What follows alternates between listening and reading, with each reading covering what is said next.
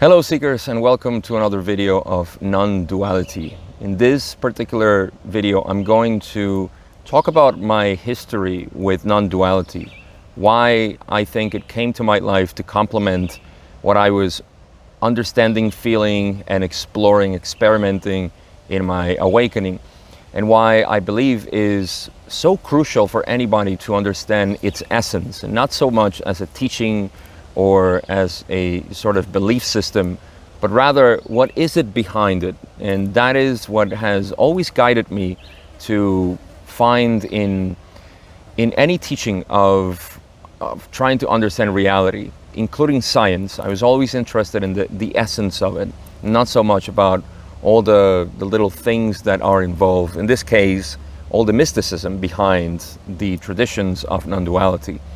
And I'm going to elaborate further as I get near the end of the video, because that's really what I believe is the most helpful thing we can use as seekers at this point in our lives, and it's going to make sense. So the first thing I'm going to share is my history. How did I get into non-duality and why was it so important for me? You see, maybe you can relate to me in the sense that you were brought up and raised with a faint religion in the background of our families, and that maybe had translated into something that wasn't so clear over time.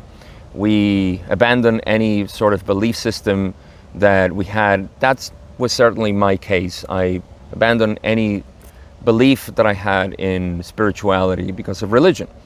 And so we as Westerners didn't understand the essence of what spirituality really is.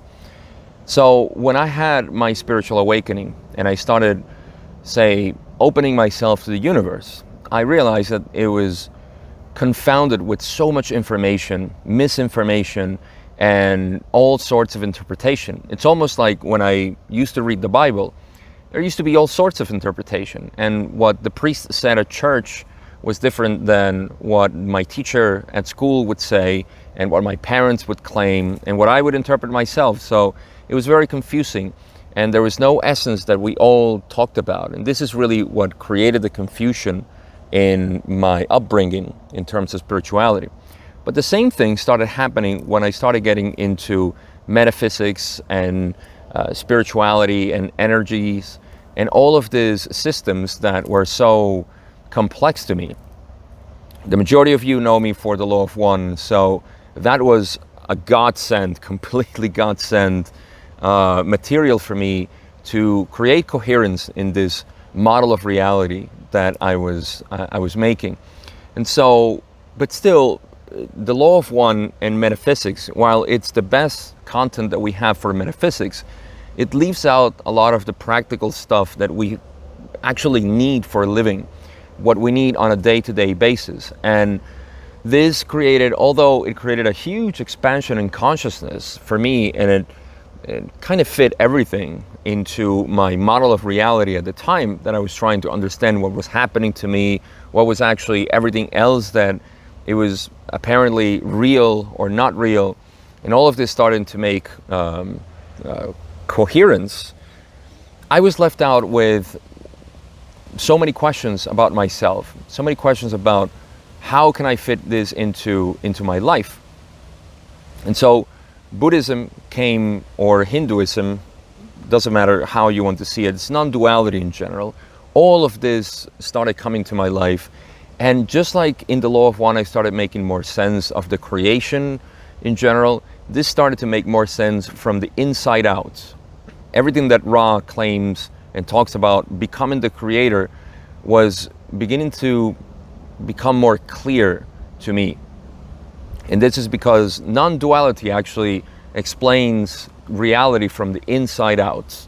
And although in the raw material we get this notion that this is how it should work, we don't have the means. We don't get the means to explore it ourselves. And so non-duality came in the form, like I said, of Hinduism and Buddhism, but it was still shrouded in mysticism. At least that's what I got from the beginning. And for that, I need to go into what I believe is the best summary I can have for non-duality. You see, I believe the non-duality came from the teachings that obviously higher dimensional beings gave to us. This is what we called gods. Even the god Shiva, which is revered in Hinduism, may be one of these higher intelligence. At least it shows all the characteristics of higher intelligence, showing us messages about non-duality. And so this was carried over to the East in the most pure way possible through the millennia that went through since Egypt, when we started, let's say, restarting our society, our human civilization again, after everything that happened in Atlantis.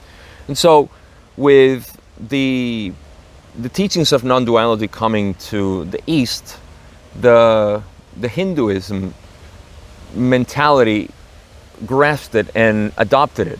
And so they explored it a lot more into its essence. Of course, what happens to this is that it becomes a culture, because a civilization that thrives under an understanding of reality becomes a culture, just like we have a cultural basis of scientific materialism. And so over time, that became so shrouded in mysticism that Buddhism was the answer to this for the external world. And so Buddhism refined all of Hinduism into or non-duality rather. The non-duality present in Hinduism was refined into Buddhism. Buddhism became, of course, very popular in outside of India. But even Buddhism created an understanding that for us is hard to grasp, especially for us who were brought up in a materialist religious system.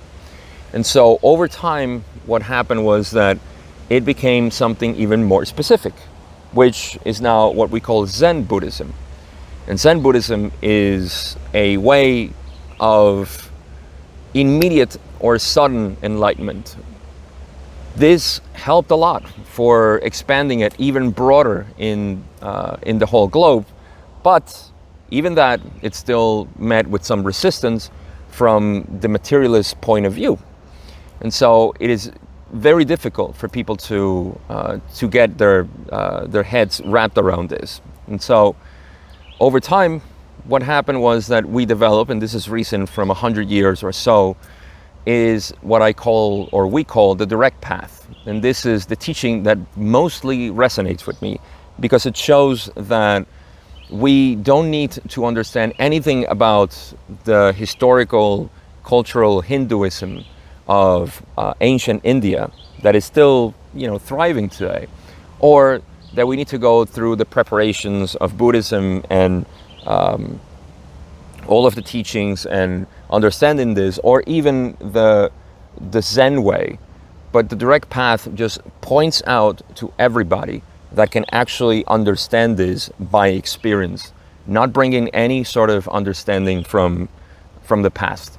And this is what really resonated with me over time. Of course, I got really into all of the teachings of Hinduism and Buddhism, but the direct path in the end, and Zen was really, almost like gradually from Hinduism, I got more interested into Buddhism, and then Zen Buddhism, and then the direct path, because I'm always interested in, what is more practical to us. This is what really resonates with me, because we don't have time in our world to dive into a culture.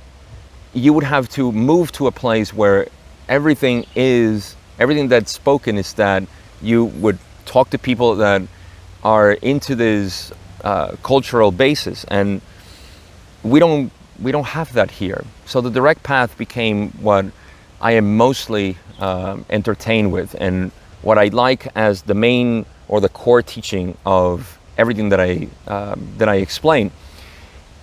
The beauty of this is it's also congruent with what I have learned in the Law of One. That's why we call it the perennial philosophy. And this is what I say that is complementary to anything that we learn from any religion, spiritual belief, or any sort of understanding of reality, even science, it's understood, or it can be brought into this model of the direct path, of the consciousness only model. And so this is why I develop an interest in Buddhism, Hinduism, non-duality in general, which is the core of basically everything that we have in our understanding, from science all the way down to religions. Everything has this at its essence. So this is one of the things that I wanted to share with you, because I believe it's complementary, like I said, to anything that we have, whether it be science or spirituality. It is a way for us to understand the self, the one self, to understand unity, but most important, to live that unity. And this is what I was missing at the beginning of my spiritual awakening, in my initial teachings or learnings from the vast ocean of information that is out there. And once I went through this process, I realized that it is not so unattainable, it is not so mystic, it is not so difficult. It's actually very simple, but it is so simple that with our complicated minds, we have made it almost unachievable, because it is simply impossible to do it with so much activity as we're used to. It is actually a ceasing of an activity to start understanding this. So I wanted to share this as part of the teachings that I do in this series and everything else, in my courses, in my seminars and everything else, because it's really taking, at this point in time, and especially in the era in which we are right now, as you know, with the ascension process and the changes that are coming in consciousness, the quantum leap that actually happened already, we need something that is simple, that is relatable, and that we can actually experience ourselves. It is scientific at its core, that we don't have to put our faith onto something, put our beliefs into something, but that it's actually there from the beginning. And this is actually what the non-dual teachings have at their essence, and that the direct path has gone from the initial teaching all the way through all the mysticism that has been created, because that's just the way of humans. We are poets. We create all sorts of mystical figures and ways to describe this one pure essence. And so this multiplicity of things that happen over time has been refined once again, especially very fitting at the end of this cycle, to be taught to everybody. And this is needed all over the world for anybody who is in a spiritual path. So that's what I wanted to share. I wanted to keep that in mind, that there is a way for us, it's almost to bridge the vast ocean of information that we have in metaphysics and the science that accompanies that, and then from an experiential nexus, which is us, we can explore that without too much mysticism or complication or complexities involved. It's all about the experience that we have and how we can merge with reality. So that's all I got for this video. I just wanted to share this with you in this beautiful landscape that is my house, or where I reside right now. So thank you for watching. Stay in tune, because I will continue to make videos on non-duality. I hope it's making sense. I hope it's bringing value to you. And as always, thank you. I'll see you in the next video.